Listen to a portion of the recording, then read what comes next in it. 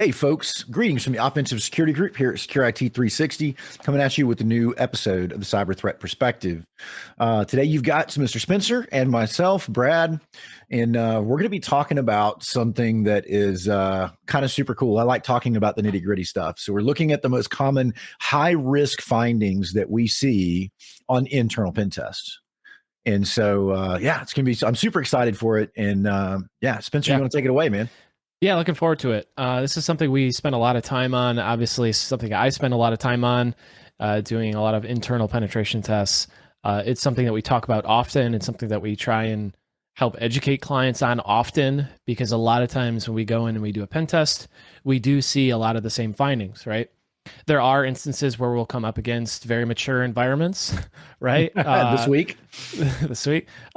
We'll come up against very strong defenses and controls, and a lot of these common things are not there, and we like to give a lot of kudos and a lot of praise when we do see these things mitigated or fixed or identified. So the three kind of categories that I have here that I want to talk about were credentials, Active Directory groups, so like security groups, and then kind of a blanket term for misconfigurations or default insecure configurations, misconfigurations, insecure defaults is kind of the bucket. So three topic areas here that I want to dig into a bit. The first one is probably one of the most common ways we will get credentials on a pen test, and that's through either weak passwords, easily guessable passwords. So like the company name, exclamation mark, or season year, that's very common. Even on externals, Brad, that's very common to have, to do a password spray and get weak passwords or discover weak passwords that way. Yeah, it is. Yeah, this is not unique to internal in that capacity. Now, the next part of this is unique to you. So, so not so dissimilar to external pen tests. On internal pen tests, there are file shares. People need places to store their documents and to save things, and those file shares are often riddled with plain text passwords in documents, right? In Word documents, in text files, in spreadsheets, in PDFs. You name it, we've probably seen it in terms of where passwords are stored. And we like to think that end users are most at fault for this, right? Like Susie in accounting or whoever it might be who's not super computer savvy, right? They don't know any better. But we've oftentimes seen places where admins will have, the password to a private certificate, or have a password to the private key for a certificate just right on in a file share. This is something that's very common that we see on pen tests, especially for clients who have just started doing pen testing or only had a few pen tests kind of over the years. But finding plain text passwords in file shares is very common. And one of the biggest ways that we're able to get credentials, move laterally, and even get domain admin privileges. Brad, I know you have a couple stories of this happening as well, but there's been a number of pen tests just in the last year that we've done where we've gotten service account credentials from a plain text document or a text file or Word document or something. It turned out that service account was a domain admin, which is very common, right? Yep. So this is something that is very common. It's something we always look for on pen tests. It's one of the first things we do, and we try helping to educate users, clients, and users, how to avoid this. Yeah, and I think if we step back and look at this from a defensive perspective, there's like three big things that are going wrong in order for this to happen the way that it does, right? So number one, you have a crappy password policy. And I want to dive into that for just a second, because a weak password, and this is I don't really, there's a better word than misconception. It's really that the information has changed, right? So the advice used to be length matters, that was the most important component of your password. And if you had a password that was, the red fox jumped over the white fence, that it was absolutely invincible. And it might have been 20 years ago that password was an adequate password. but the requirements have changed, and they have changed because our computational capacity has changed, and the technology, the hardware specifically, has gotten better to a point where 20, 30 character passwords are not that big a deal. And so, it's all about the content of the password now. And a randomly generated 12 character password is infinitely better than a 25 character password that I just described earlier. That's just a series of dictionary words. We could chew that password up in about a day. If you used a word that was just 2 or 3, English dictionary words, even with things like special characters at the end or numbers at the beginning or whatever. And so I think that changed when we went from dictionary and brute force attacks to mask attacks, right? And we could do a whole podcast on mask attacks and why they're important and how they work. But, the point is 10 years ago, what would have been a strong password is now something we crack in 15 minutes. Yep. And so, we have not evolved. Yep. I say it's bad. Yeah. Yeah. A little bit of humble brag. We did a pen test recently where we cracked multiple 20 character passphrases. Yeah. And, it was a shot in the dark, and we tried it, and it's like, wow. Yeah. And that brought up to a point, the recommendations, while length is good, you do need to make sure that it's non-dictionary words if you can, and randomly generate if you can. Yeah, and I think at that time, Spencer, we went back and we looked at, it was either NIST. I think it was the recommended password guidance from NIST. And at that moment, all of those passwords met the NIST requirements. Yeah. Yeah. I mean, a 20 character passphrase would, for all intents and purposes, except when you use words that are common dictionary words in common language, right? So if you use the name of a popular song and your word list has words that comprise that phrase or that song in it, you're going to have a higher chance of cracking that password. Yep. It's kind of the correct horse battery staple thing, the XQCD comic. That's kind of the idea. Finding. Yeah. That's kind of the idea. Yeah. Go ahead. That's like the most widely referenced source for, strong passwords, right? It's like correct horse battery staple, but that's kind of the idea. And the other mitigation for kind of this credentials thing that we're talking about is auditing file shares, right?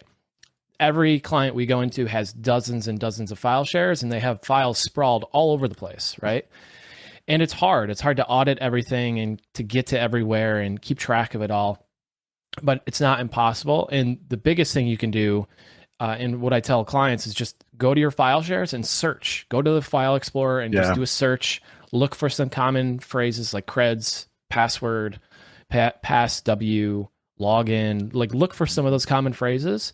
And then once you start getting a handle on it and you're kind of pretty comfortable that there's not a lot out there, then you could start using tools. You can buy something that's commercial off the shelf to help with that. Maybe a DLP solution that does some of that searching and discovery for you.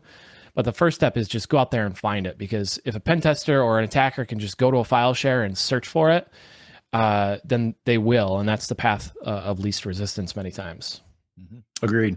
And, you can take it a step further. And the reason I love this as, our first topic of discussion is, number one, it takes zero offensive security skill, right? So it's a file search for some terms. And so it's free for you to go out there on your own right now and find out how many passwords live on your commonly available file shares. But more important than that, though, this also illustrates another problem: is there shouldn't be passwords that you can store and are still relevant for any length of time. You should be rotating those passwords.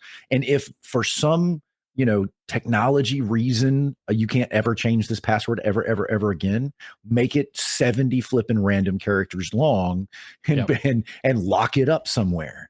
So, you would hope that all those passwords you found from 2016 are expired, Yeah, and one last common thing we'll find an employee like onboarding document, right? And it'll have the company's default password, right? And it's like company name 01, exclamation mark, bang, $ 23, whatever, right? And it might be actually a fairly sophisticated password, but you spray that across the environment, and sure enough, you are, almost guaranteed to get a couple accounts in a large environment that still have that default password set. So yeah, and we actually, you and I had that on a purple team last year, where we ran into a situation where that a particular help desk group was setting the same password on everything, and they were just kind of relying on that password getting reset for that to go away. But there were a lot of privileged accounts that were set to that password, and it was like welcome 01. I don't remember what it was, but it was something goofy like that, like welcome 01. And we were like, surely there's not anything still has that set, right? Yeah. No, dude, no. And so everybody in the purple team room was just kind of like face palm, all the whole blue team was like, holy smokes, what have we done? Yeah. Yeah. Low hanging fruit, path of least resistance. Yeah. And dude, it works so much. These simple little things, we're not busting out Metasploit or, core impact stuff. We just search for password, man. Just ask for it. Yeah. It's one of the best held secrets of pen testing I'm coming to find. It's just like pilfering file shares. Just, Yeah, I love it. So the next topic category here is Active Directory groups. And what I mean by this is Active Directory security groups. So this is a very common thing, especially in larger environments with multiple departments, help desk groups, or multiple locations where there's IT folks and help desk groups. But it can happen even in smaller environments too, where IT staff are not aware that nested group membership can result in elevated privileges for accounts they didn't intend, right? Mm-hmm. So the way this presents itself is, let's take, for example, help desk. They're a member of, say, workstation admins or something like that. That workstation admins group is a member of IT admins, and IT admins is a member of server admins. And, if an unsuspecting IT admin is just not sure how the groups work, or they're unfamiliar with it, or it's an accident, that server admins is maybe a member of domain admins. And by the power of transitivity, I can't say the word. I'm not even going to try to say the word. If you can't, I know I can't say it. So by the power of A equals B equals C, right? Like, help desk is a member of these groups and it's nested to domain admins, then help desk are by virtue domain admins in this situation. So this is something I see a lot. This is something that not only presents itself with IT groups and IT help desk and things like that, but other groups too, who are maybe application admins or database admins, things like that, where database admins need a certain amount of access, and you set that up through nested groups and you configure it all. But there's one area over here that they inadvertently get domain admin access with, and then all of a sudden you're allowing full admin access to a domain to all these groups of users that you didn't intend to. Mm-hmm. I've seen that work for like machine accounts too, where a machine account would have, domain level, like full privileges to do stuff, and we would just take over the machine account. Yeah. But yeah, I've seen printer technicians that, like you're talking about, would also be in the technical support group, which was in the workstation admin group, that was in the bigger admin group that became domain admins. And so, so suddenly you've got a brand new, technician support guy, level 1 support guy that's got, can go in and just delete the directory if he wants to. Yep. Yeah, and that could be a scary thing, because you could have a day one help desk, level 1 help desk admin who's all of a sudden domain admin on the first day on the job, and unbeknownst to them, they get account compromised or something like that happens. They're unfamiliar with the systems and how they work, and before you know it, it can be a real big problem. So those are very hidden too. Those aren't obvious when you're setting up groups in Active Directory. You're like, oh yeah, add this group, and away you go. It can be very inadvertent and hidden, right? Active Directory is not configured, the GUI, right, is not configured in a way that's conducive to finding these misconfigurations. Like, it doesn't yell at you and say, hey, you're adding a help desk to domain admins, right? Right. So it's a hidden vulnerability in many ways. Sure. And I've found that a lot of times it's one of two scenarios. Scenario one, which we kind of alluded to earlier, which is ignorance. And in that same category, the older the Active Directory system is, the more prone it is going to be to have these problems because, Yep. in most environments that are, 10 or 20 years old, they just keep upgrading and migrating. Yep. And so this at one point was a Windows 2000 Active Directory structure. And so all of the issues have followed it through the years. You're probably on your, third or fourth network administrator.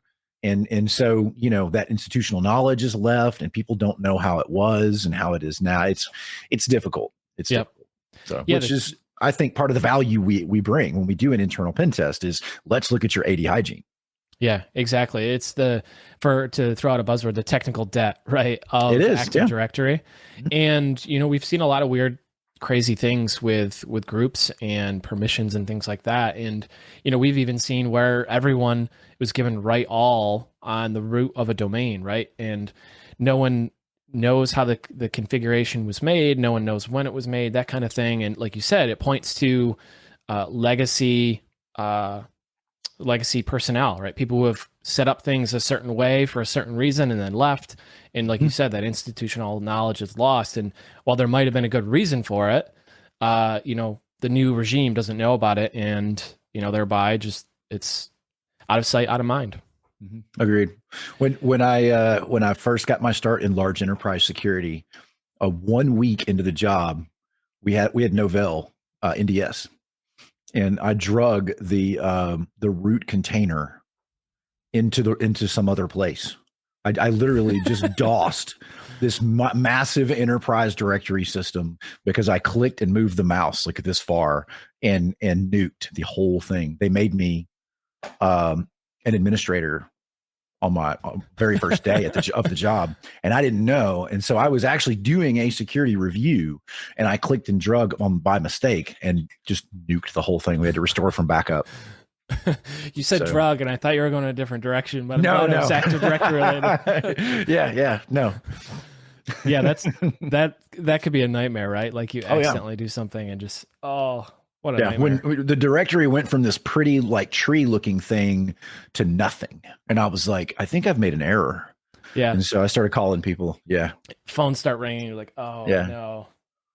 Yeah, and so the mitigations for this, we talked about mitigations for the credentials. The mitigations for this, or how we like to tell people to try and solve this, is Bloodhound. Bloodhound is one of my favorite tools for finding these kinds of things. It's free. You can use it. It's not super sophisticated to use. You run the Sharpound collector on your environment. You get a zip file. You dump that zip file into Bloodhound, and then you look at it. Bloodhound will give you a certain amount of queries that you can run to find some of these hidden paths. They call them attack paths. So Bloodhound is a good way to find these things. Pingcastle also is a really good undervalued tool for finding these things. Pingcastle has a free version and a commercial version. Pingcastle will find a lot of Active Directory hygiene things. So it's not specifically limited to attack paths like Bloodhound is. Pingcastle will find things like unconstrained delegation and admin accounts who haven't had a password changed in a while, and Active Directory not being backed up. All these things related to Active Directory hygiene, Pingcastle will find. So those are two tools that I recommend people use to find these types of things. Pingcastle will show up on the next section as well. It's one of my favorite tools for sure. It's very good, yeah. So the next and last section or category here is default insecure configurations. I'm classifying this as misconfigurations or insecure defaults. And when Active Directory was first created and Windows itself was first created, a lot of these things that we're going to talk about are remnants from old versions of Windows, right? They're supported because of legacy support, right? Backwards compatibility and things like that. So the main things I want to bring up to illustrate this example are things like Active Directory certificate services, mainly the web enrollment service that runs over HTTP by default. Things like LLMNR, right? Link local multicast name resolution. Things like message signing and channel binding, right? SMB, LDAP, signing LDAP signing, LDAP channel binding, right? Off by default. And then SMB signing is another one. So these no signing, LMNR, ADCS type things are kind of how I thought to illustrate this. So to give you an example, it's more concrete. Active Directory. It's common we go into an Active Directory environment, we do a pen test, and they have certificate services.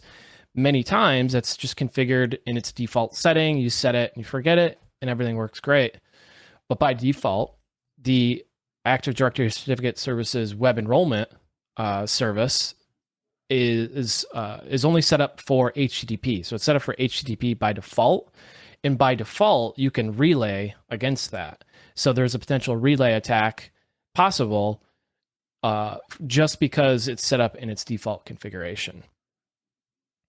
Yeah, and this is I've found that in most cases when we find this, the response that we get from the client is, well, I've never heard of that. I didn't know it was on. And so in a lot of cases, I'm not going to say all cases, but in a lot of cases, it's not necessary for these old services to be running in environments. We work in a lot of different verticals. In hospitals, I would never tell somebody to turn this off, because there is inevitably some antiquated software or systems that rely on, LLM&R, for example. But in most SMB environments, you don't need the stuff, man. You don't need it. So. Yeah, and another good example is LMNR, right? We use LMNR, we abuse it quite frequently with a tool called Responder or Inve if you're on Windows. So what you can do is you can poison those requests and request a NTLM hash from that, right? So you can get a hash that way and then try and crack that hash. And if you have weak passwords, like we talked about earlier, I can crack those. So if you have things that are running with highly privileged accounts, like if you're running a Nessus scan, right?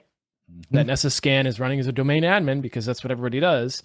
And I can poison those requests that are coming through and get that NTLM hash and crack it. Now I have a domain admin hash because this legacy protocol is enabled. Yep. Same thing with message signing, like SMB signing, right? It's something that's disabled by default because of performance reasons and, just impact to an environment, right? When you turn it on, it could break things. There's some configuration involved. But a lot of these things that are not on by default end up being a big security weakness and allow us to abuse it to either get credentials or move laterally with relaying or just otherwise take over a network and become a domain admin. Sure.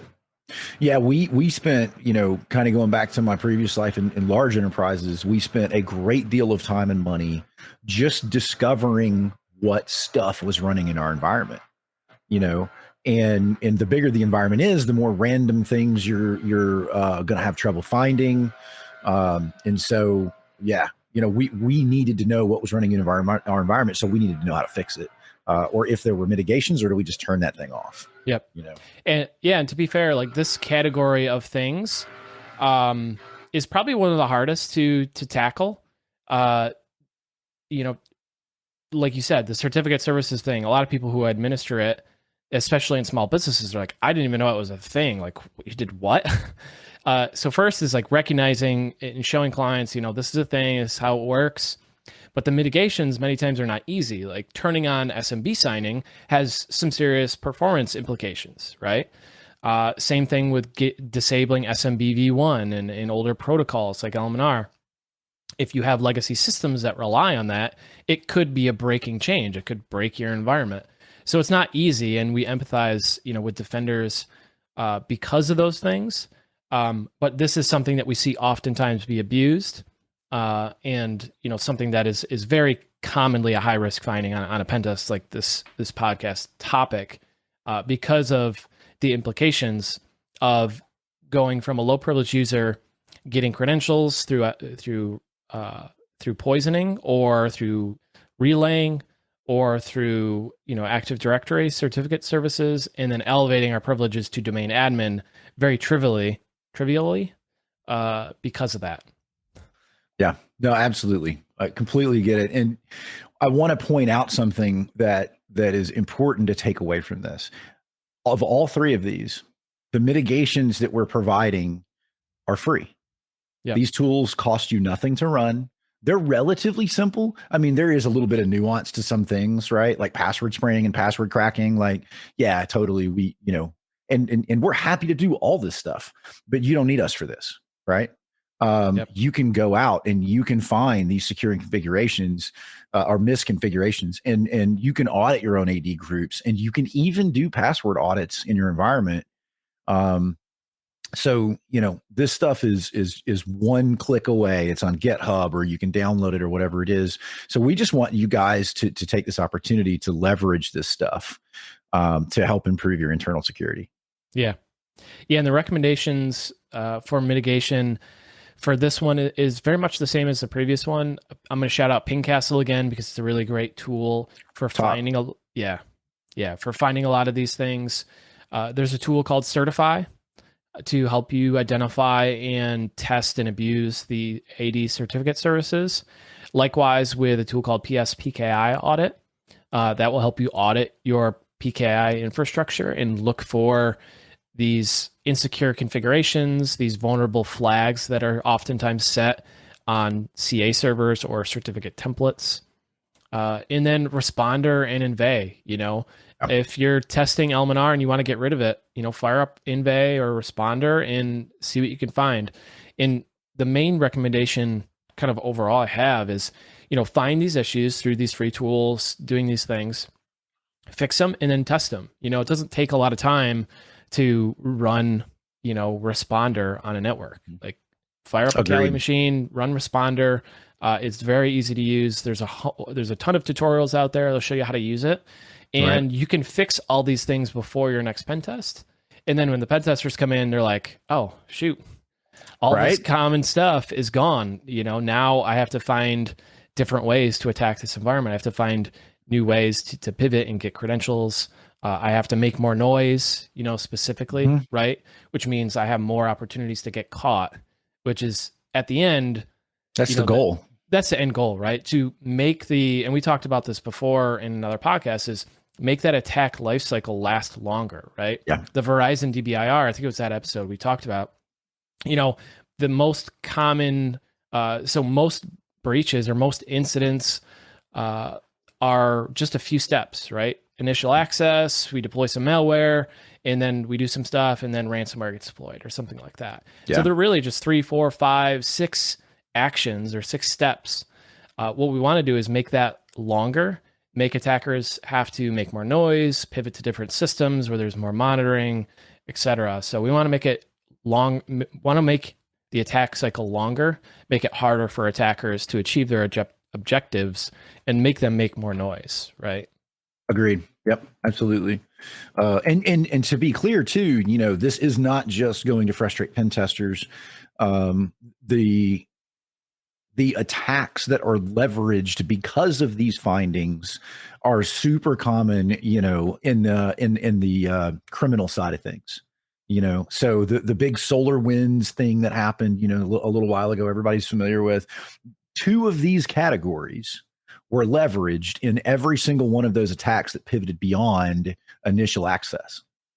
And so had the people that were impacted by that followed these 3 mitigations, it's very likely that the perpetrators of that attack would have just moved on. So it's not a silver bullet, but these things we see these in the wild being used all the time. Yep. Absolutely. So, it's good stuff, man. This is a lot of fun. I love talking about this stuff.